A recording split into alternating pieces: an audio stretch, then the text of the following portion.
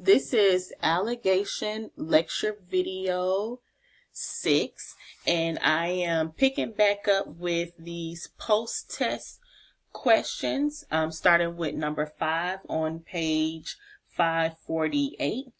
And so number 5 reads, a lotion of 250 milliliters of 3% chamomile lotion is to be prepared from a 7.5%. They want to know what amount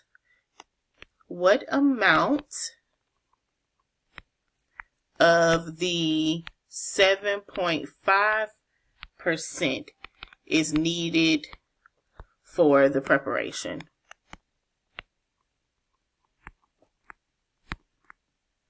All right, so the first question that I would ask you is, what type of problem do you think it is?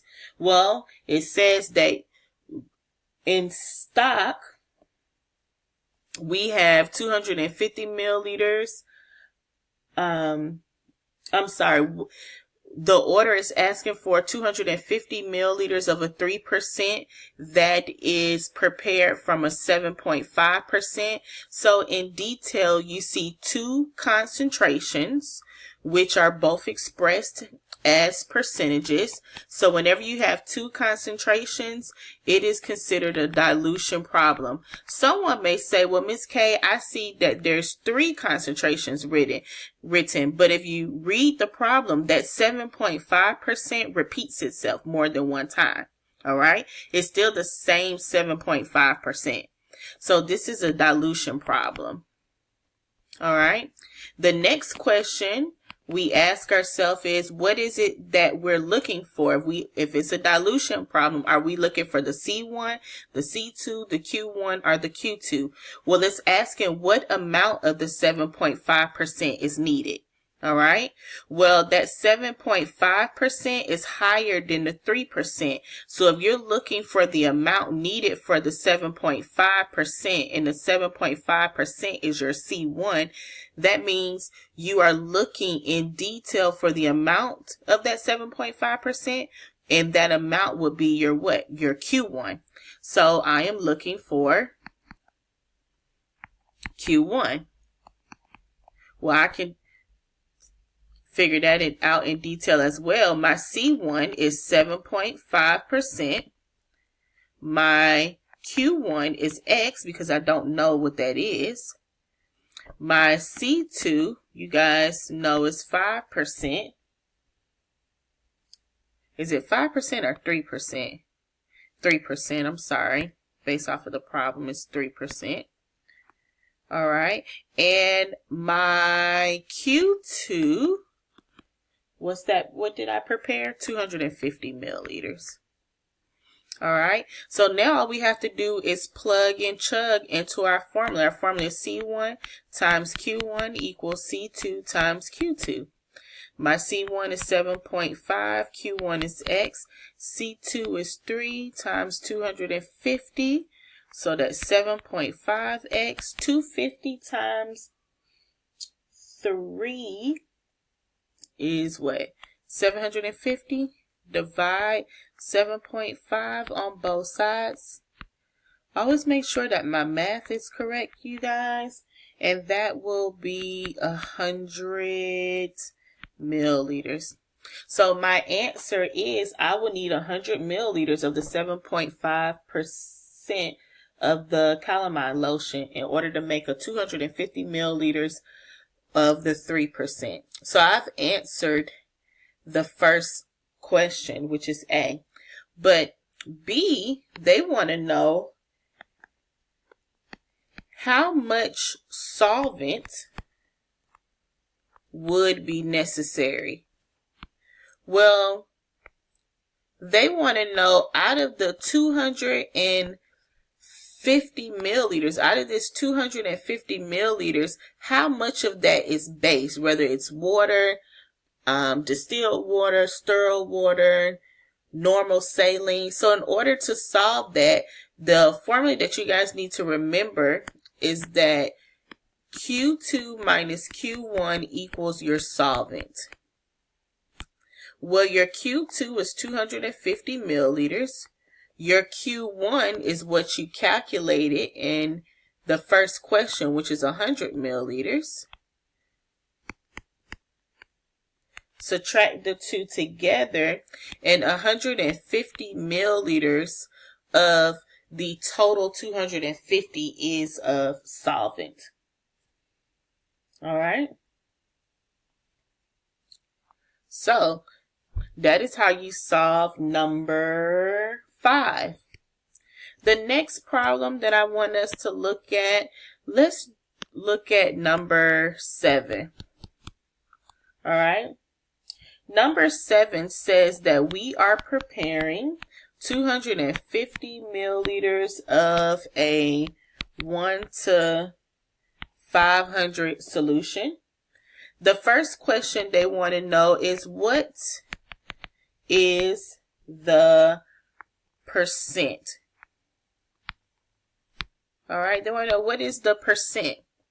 Well, it already gives you your concentration, but that concentration is written or expressed as a ratio. So the concentration that is given to you is expressed as a ratio. All they want you to do is to change that ratio to a percent. You can do that by taking 1 over 500, changing that ratio into a fraction, and you multiply it by 100. Just simple arithmetic. So 1 over 500 times 100 gives you 0.2%. So that's how you would answer A. What is the percent? You're just changing your concentration given, which is expressed to you as a ratio, and just rewriting it as a what? A percentage. All right. Well, the next question they want to know is, how many grams? Oh no, it says how many milligrams. Let's make sure we get that right. Milligrams of silver nitrate is necessary for the solution. Well, what they want to know in detail, we know that this is a concentration problem because they only give you one concentration, which is set as a ratio. All right, and they give you the volume. But what they want to know now in B is how many grams is in the solution. Well, if I look at this problem one more time, I know that if it's asking for how many milligrams and it's 250 milliliters, then that means this is a weight to volume type of concentration. And when you're solving a concentration problem, you're even trying to find your active, your total, or your percentage. And because it's asking for how many milligrams, and that means I'm looking for my active. My total is that 250 milliliters equals my percent. All right. Well, we actually rewritten the ratio as a percent, so we can use that percentage, or we can use that ratio. Let's just use the ratio so I can show you come out with the same answer. So let's do 1 over 500. I'm going to crisscross multiply. So that's 500x equals 250. Divide 500 on both sides. And x equals 0.5 grams. All right. It's grams because this is weight to volume. Weight to volume is in grams per milliliter. But remember, it's asking for how many milligrams. So I just need to change this grams to milligrams by multiplying it by 1,000. And your answer is what? 500 milligrams. That is your answer.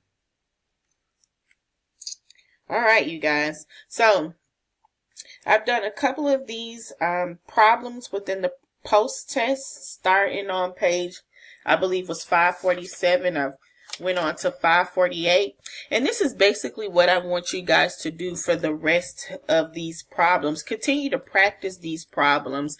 You're either going to solve this problem either by solving it as a concentration, a dilution, or a fraction. You just need to remember the basic concepts. Starting out with a concentration, I want you guys to remember that a concentrations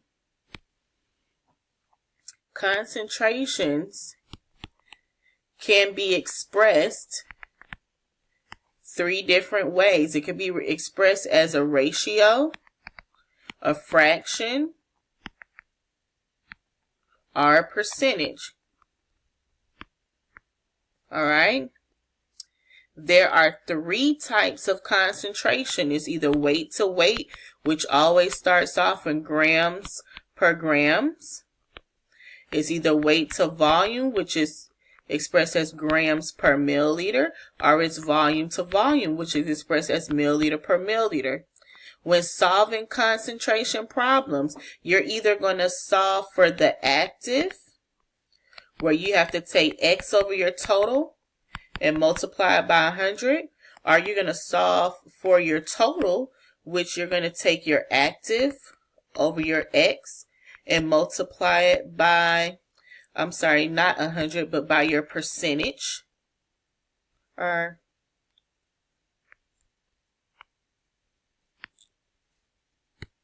I'm moving too far. Or equals your percentage. Or you're going to solve looking for your actual percentage, where you take your active over your total and multiply it by 100. All right. When it comes to dilution problems, you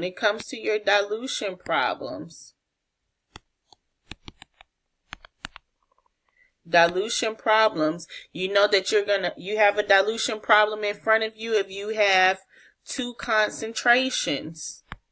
All right. And when solving for dilutions, you're either solving for C1, Q1, C2, or Q2. You need to know that C1 is your stock concentration. Your Q1 is your stock quantity. Your C2 is your desired concentration. And your Q2 is your what? Desired quantity. All right. You are going to be given you're going to be given three of these four components. One of them is going to be an X. And in addition to your dilution problems, they may ask you how much of it is solvent. In order to solve that, you're going to have to take Q2 and subtract Q1 from Q2. All right. And lastly, when it comes to alligation problems, all right? When it comes to alligation problems, alligations, keep in mind that you're going to have three concentrations, and you can only work with percentages. So you're going to have to change everything to a percentage. But you start off, when solving these alligation problems, you solve it off by using what we call an alligation grid. And you have to fill in that grid, where in the top left hand corner you're going to place your highest percentage. In the lower left hand corner you're going to place your lowest percentage, and in the middle you're going to place your desired percentage. All right. Keep in mind that you're going to have to subtract diagonally. So if you subtract the highest from the desired, you're going to get the parts needed for your lowest percent. And then you're going to subtract lowest from desired to get the parts needed for the highest percent. You're going to, depending on the problem, you're going to have to add the two parts needed together to get your total parts. I would suggest that you guys pull out your formula sheet that I've given you at the beginning of the semester in order to solve all of these problems. But this is the end of our allegation lecture videos. I want you